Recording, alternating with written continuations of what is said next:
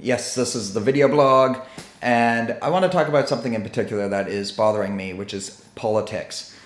Basically, yesterday, the Green Party leader of Canada, Elizabeth May, got onto Twitter and mentioned that she was going to Parliament because the Fair Elections Act was being voted on. And I say Fair Elections Act very loosely. I should really say it like this: Fair Elections Act. But yeah, basically this Elections Act was being pushed through by the Conservative government, who have a majority in our current government. And I was a bit concerned about this because I'm an expatriate Canadian citizen. I'm in the UK right now. And at the last Canadian election, I asked for a postal ballot to be sent to me on the day of that the election was called. But I never received the postal ballot until the day of the election. So I never even got to vote at all. So I was really upset about this. And now I'm in the position where I may not even be able to vote, even though I'm a Canadian citizen.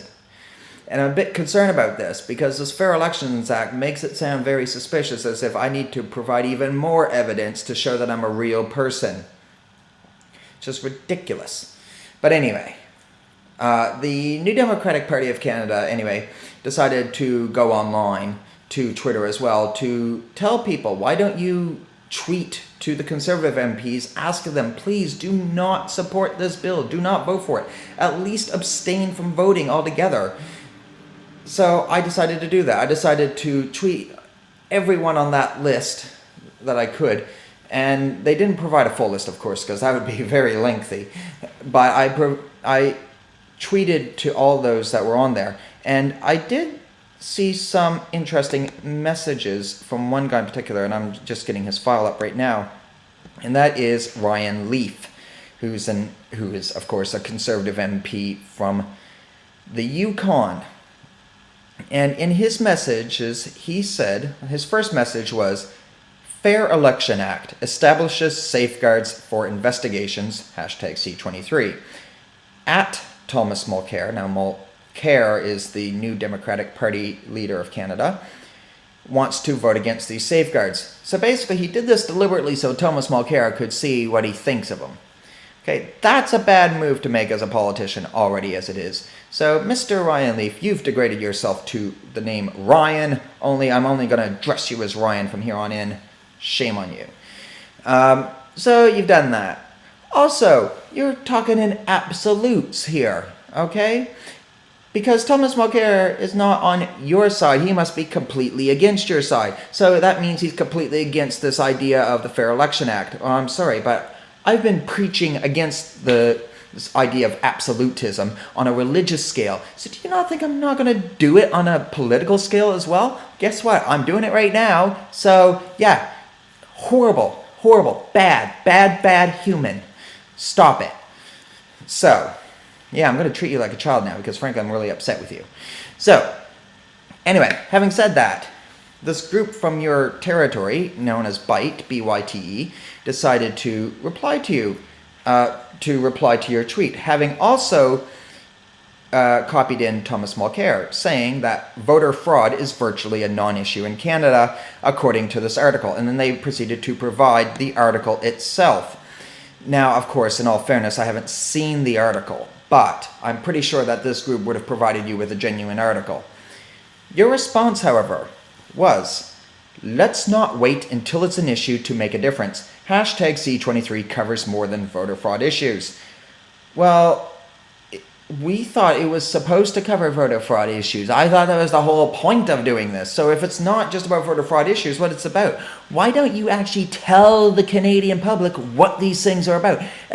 Just lay it all out on the table so we can all have an idea, so we can all talk to our MPs so that we can actually tell them what we think and whether or not they should support it.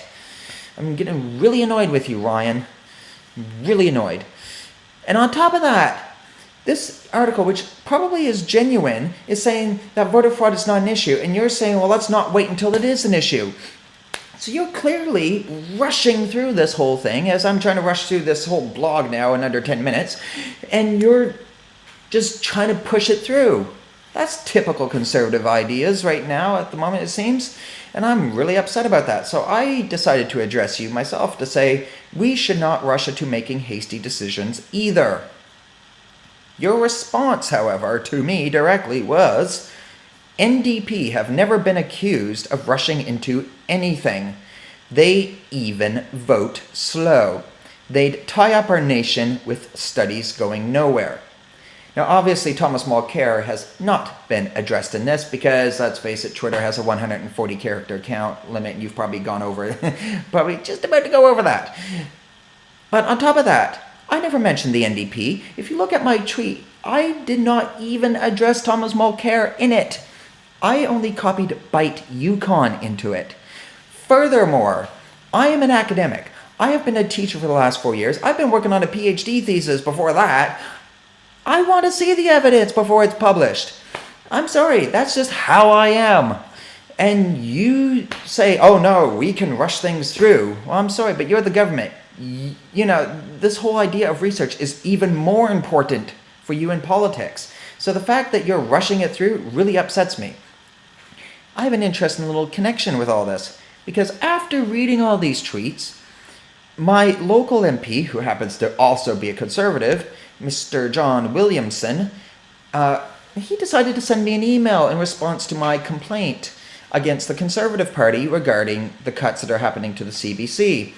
And his response, I'm only going to read part of it, is to say that indeed, the broadcaster will lose its marquee program, Hockey Night in Canada, later this year.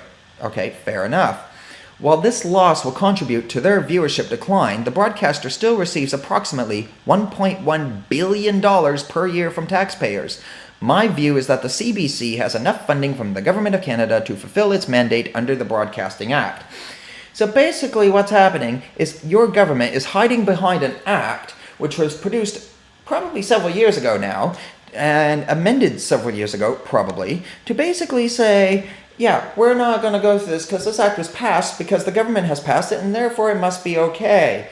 Well, we're seeing flaws now, and so you pretty much have to amend the act, as if I should amend my voice right now. I should probably do that, but I'm not going to because I'm a rookie at all this. But basically, the act needs to be amended in order to produce more funding for the CBC. The CBC is a public broadcaster.